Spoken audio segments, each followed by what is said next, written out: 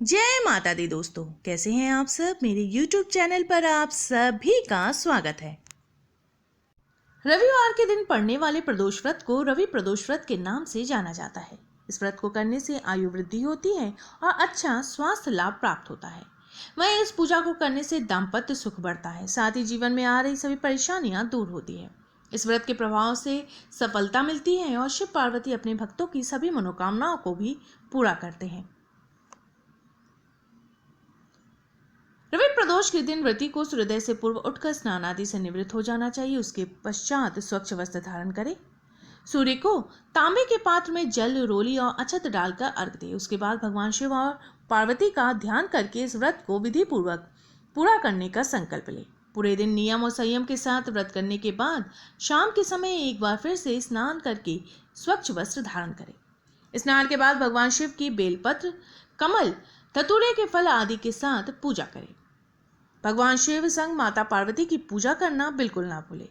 पूजन के बाद रुद्राक्ष की माला से ओम नमः शिवाय मंत्र का कम से कम एक माला जाप करें। पूजा के बाद भगवान शिव और माता पार्वती की आरती करके प्रसाद का वितरण करें। किसी ब्राह्मण को अपने सामर्थ्य के अनुसार भोजन और दक्षिणा आदि का दान दें। रवि प्रदोष व्रत 17 अक्टूबर 2021 दिन रविवार को है। प्रदोष काल पूजा का समय रहेगा शाम के 5:49 से 8:20 तक। कुल अवधि रहेगी 2 घंटे 31 मिनट की। त्रयोदशी तिथि का प्रारंभ होगा 17 अक्टूबर की शाम 5:39 पर और समाप्ति होगी 18 अक्टूबर की शाम 6:07 पर। रवि प्रदोष व्रत की कथा के अनुसार एक गांव में अति दीन ब्राह्मण निवास करता था। उसकी साध्वी स्त्री प्रदोष व्रत किया करती थी। उसे एक ही पुत्र रत्न था। एक समय की बात है, वो पुत्र गंगा स्नान करने के लिए गया। दुर्भाग्यवश मार्ग में चोरों ने उसे घेर लिया और वह कहने लगे कि हम तुम्हें मारेंगे नहीं, तुम अपने पिता के गुप्त धन के बारे में हमें बता दो। बालक दीन भाव से कहने लगा कि बंधुओं, हम अत्यंत दुखी दीन हैं, हमारे पास धन कहाँ है। तब चोरों ने कहा कि तेरे इस पोटली में क्या बंधा है। बालक ने निसंकोच कहा कि मेरी माँ ने मेरे लिए रोटियां दी है। ये सुनकर चोरों ने अपने साथियों से कहा कि साथियों, ये बहुत ही दीन दुखी मनुष्य है, अतः हम किसी और को लूटेंगे। इतना कहकर चोरों ने उस बालक को जाने दिया। बालक वहां से चलते हुए एक नगर में पहुंचा। नगर के पास एक बरगद का पेड़ था। वो बालक उसी बरगद के वृक्ष के छाया में सो गया। उसी समय उस नगर के सिपाही चोरों को खोजते हुए उस बरगद के वृक्ष के पास पहुंचे। बालक को चोर समझकर बंदी बनाकर राजा के पास ले गए। राजा ने उसे कारावास में बंद करने का आदेश दिया।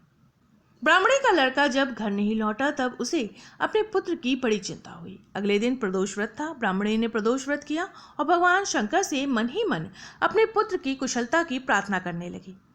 भगवान शंकर ने उस ब्राह्मणी की प्रार्थना स्वीकार कर ली। उसी रात भगवान शंकर ने उस राजा को स्वप्न में आदेश दिया कि वह बालक चोर नहीं है, उसे प्रातःकाल छोड़ दे, अन्यथा उसका सारा राज वैभव नष्ट हो जाएगा। प्रातःकाल राजा ने शिवजी की आज्ञा अनुसार उस बालक को कारावास से मुक्त कर दिया। बालक ने अपनी सारी कहानी राजा को सुनाई। सारा वृत्तांत सुनकर राजा ने अपने सिपाहियों को उस बालक के घर भेजा और उसके माता पिता को राज दरबार में बुलाया। उसके माता पिता बहुत ही भयभीत थे। राजा ने उन्हें भयभीत देखकर कहा कि आप भयभीत ना हो, आपका बालक निर्दोष है।